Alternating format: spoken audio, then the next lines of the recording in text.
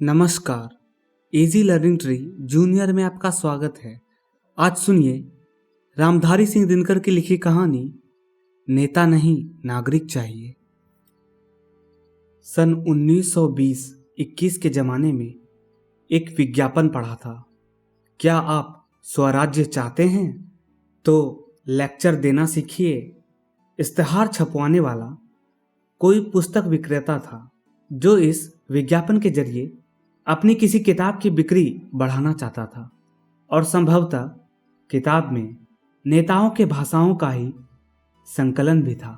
तब से इस देश में व्याख्यानों की ऐसी झड़ी रही है जैसी झड़ी अब मेघों की भी नहीं लगती। पिछले 30 वर्षों से अपने देश में व्याख्यान लगातार बरसते रहते हैं और उनकी वृद्धि करने वाले नेताओं की तादाद भी बेशुमार रही है।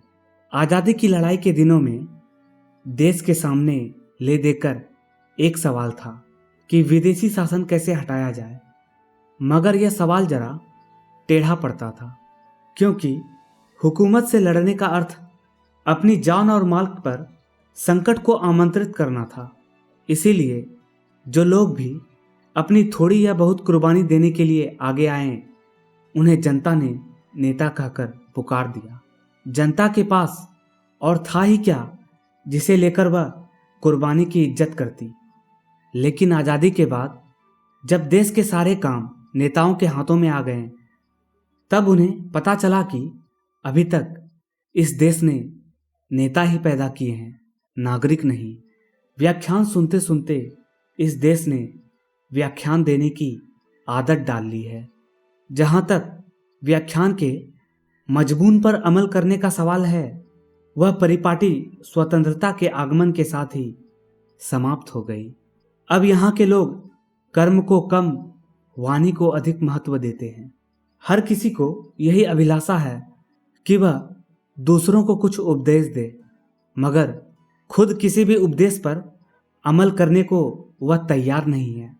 यूं देश के नवनिर्माण के ज़्यादा काम ठप पड़े हुए हैं क्योंकि जो सचमुच देश के नेता हैं वे काम करना नहीं जानते और जो काम करना जानते हैं उन्हें हाथ पांव हिलाने की अपेक्षा जीप की कैंची चलाने में ही अधिक आनंद आता है। नेता बनने की धुन का यह पहला असर है जिसे हिंदुस्तान आज पूरी तरह भोग रहा है।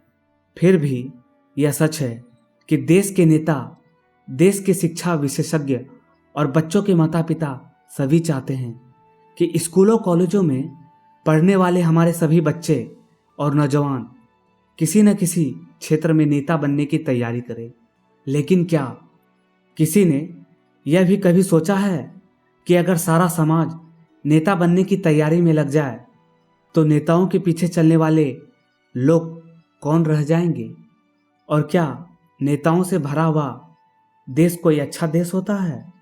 कल्पना कीजिए कि देश का एक एक आदमी जवाहरलाल हो गया तो फिर यहाँ का एक एक आदमी सोचेगा, योजना बनाएगा और बहस करेगा। लेकिन तब इन 35 करोड़ जवाहरलालों को भोजन कौन देगा? उनके लिए कपड़े कौन बुनेगा? और मुश्किल तो यह है कि उनकी मोटरें कौन चलाएगा? जवाहरलाल बनने में और तब ठीक है, कठिनाई सिर्फ इतनी ही है कि जवाहरलाल कुदाल नहीं चला सकता, हथौड़े नहीं उठा सकता और ज़्यादातर वह अपनी मोटर भी हाँक नहीं सकता। बड़ों की बात सुनो, उसकी नकल मत करो।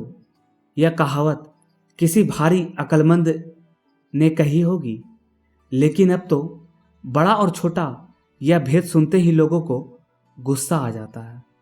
जिस जमाने का एक ही नारा हो कि सब लोग समान हैं, उस जमाने में 1 या 10 को बड़ा और बाकी को छोटा बताना तंगनजरी नहीं तो और क्या है। हर आदमी सिर्फ बराबरी के सिद्धांत पर आगे बढ़ने को अधीर है। नतीजा यह है कि जो जहां है वह वहीं जल रहा है। हर एक को शिकायत है कि उसकी वाजिब जगह उसको नहीं मिली है। जिसे जिस पद पर होना चाहिए उस पर कोई और बैठ गया है जो निश्चित रूप से उससे छोटा और कमजोर है। अखबारों के सहायक संपादक अपने प्रधान संपादक से जल रहे हैं। मिल का छोटा मैनेजर बड़े मैनेजर के खिलाफ है और राजनीतिक दलों के भीतर जो द्वेष का धुआं छूट रहा है उसका भी कारण यही है कि आगे के नेता को पीछे ढकेलकर कोई दूसरा आदमी उसकी जगह ले लेना चाहता है। सब लोग आपस में बराबर हैं, इस बात का लोगों ने गलत अर्थ लिया है। इसका मामूली अर्थ यह है कि सबको विकास का समान अवसर मिलना चाहिए। यह नहीं कि अवसर की प्रतीक्षा किए बिना जो जहां चाहे वहां इच्छा मात्र से पहुंच जाए। अवसर कोई ऐसी चीज नहीं होती जो रोटी दाल की तरह सबके सामने परोसा जा सके। उसे पाने के लिए अपने गुणों का विकास करना होता है। तत्परता, मुस्तैदी और धीरता भी सीखनी होती है और उम्र तथा अनुभवों का भी इंतजार करना पड़ता है।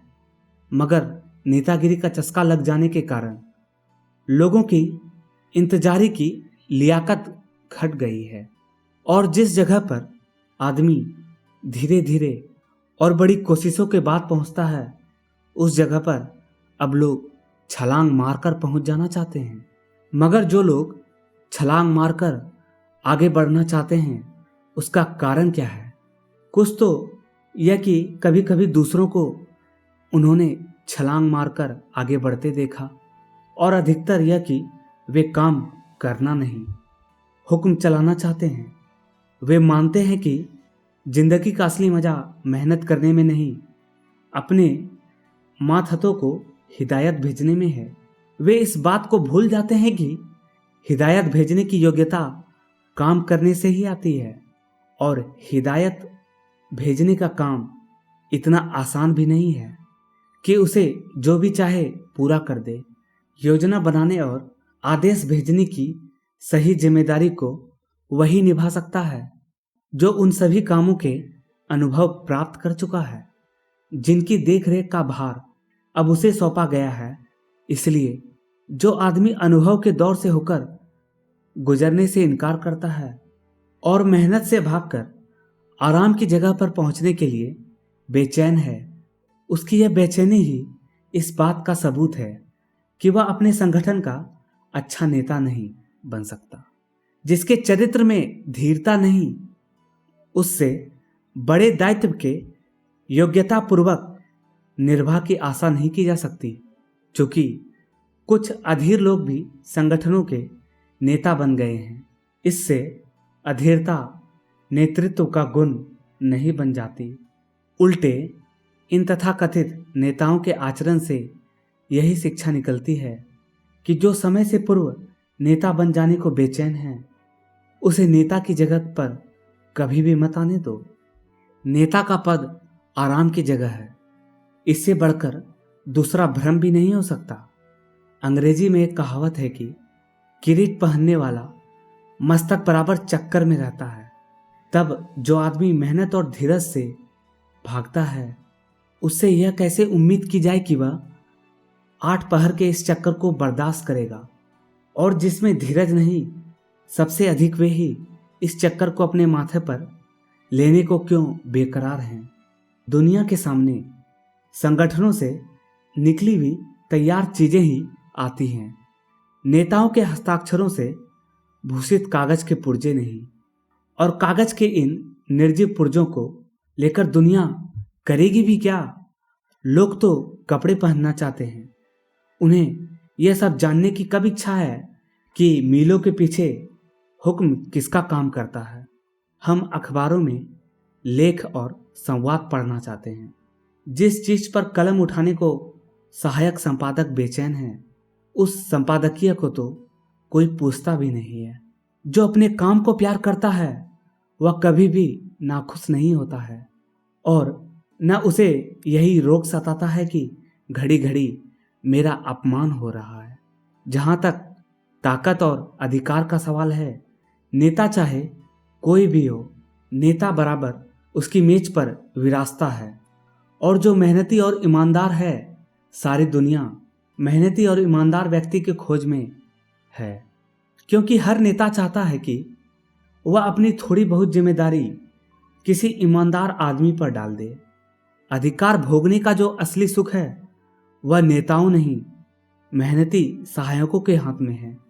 जो भी परिश्रम और ईमानदार हैं, दफ्तर के अधिकार उसकी कुर्सी के इर्द गिर्द घुमा करते हैं। और जब अधिकार भोगने का यह सीधा रास्ता मौजूद है, तब लोग नेता बनने के फेर में क्यों पड़ते हैं? यह भी है कि नेता कोई एक व्यक्ति ही हो सकता है, लेकिन ईमानदारी और मेहनती के जरिए बहुत से लोग अधिकार का स्वाद ले सकते हैं। इस प्रकार अधिकार भी विकेंद्रित होता है और संगठन की भी तत्परता बढ़ती है। नेतागिरी का लोभ एक दूसरी दृष्टि में भी मनुष्य को पतित बनाता है। जीवन की विशाल कर्म भूमि की ओर जरा नजर दौड़ाइए। सारा संसार नेतृत्व की अभिलाषा का शिकार हो रहा है। जो व्यापार में है वे मुनाफाखोरी और चोर बाजारी करके धन में सबसे आगे निकल जाना चाहते हैं। जो नौकरी में है वे अपने ऊपर वाले अफसर को ढकेल कर आगे आने को बेचैन हैं। और जो सामाजिक या राजनीतिक क्षेत्र में काम कर रहे हैं वे भी ऊपर के नेताओं को हटाकर खुद उसकी जगह ले लेना चाहते हैं। भाषण, गिरजन, तिड़कम और छंद, झूठे वादे और धोखे की कसमों से सारा सार्वजनिक जीवन कोलाहलपूर्ण है। ये सब के सब नेतृत्व की अभिलाषा के दोष हैं।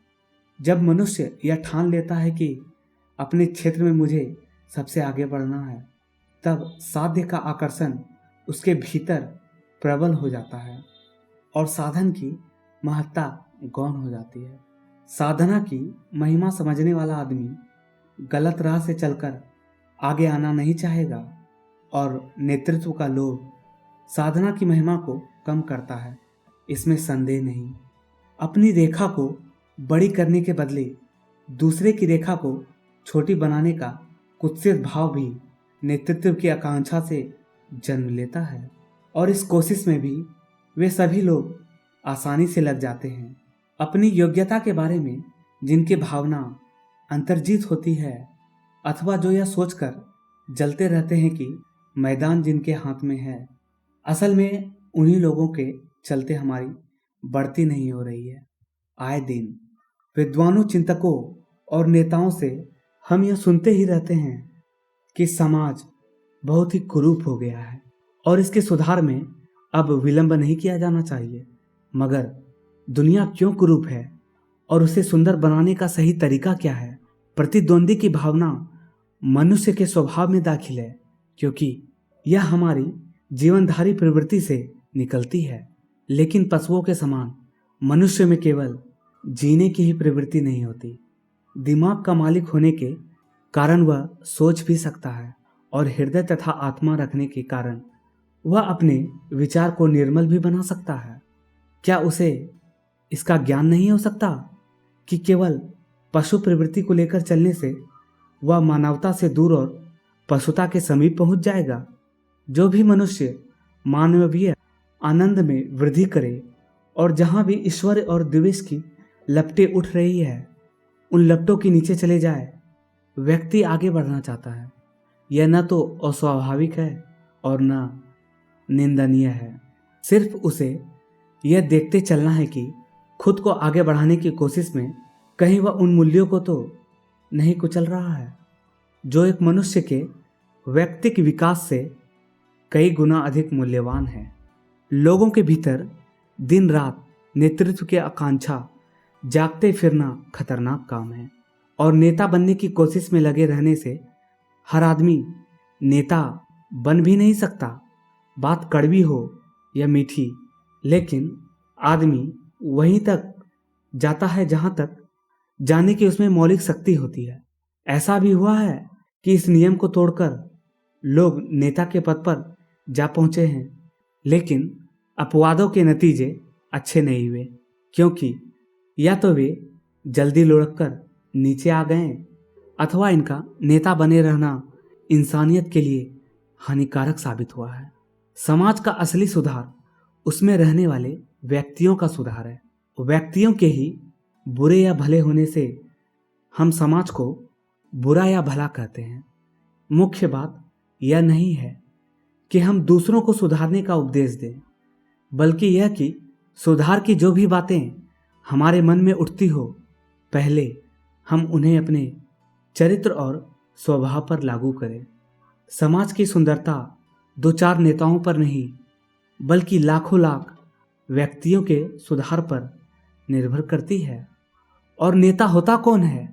अक्सर वह मनुष्य जो उन मूल्यों को अपने चरित्र और व्यक्तित्व में व्यवहारिक रूप देता है जिन मूल्यों के समाज को जरूरत होती है।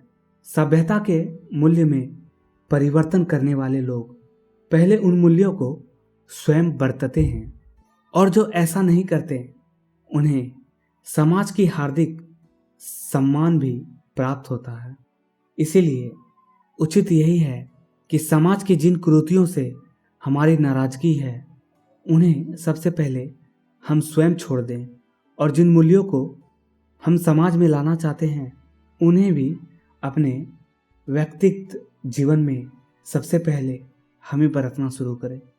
समाज को योग्य नागरिकों की जरूरत है, नेताओं की नहीं। आप सुन रहे थे रामधारी सिंह दिनकर की लिखी कहानी नेता नहीं नागरिक चाहिए।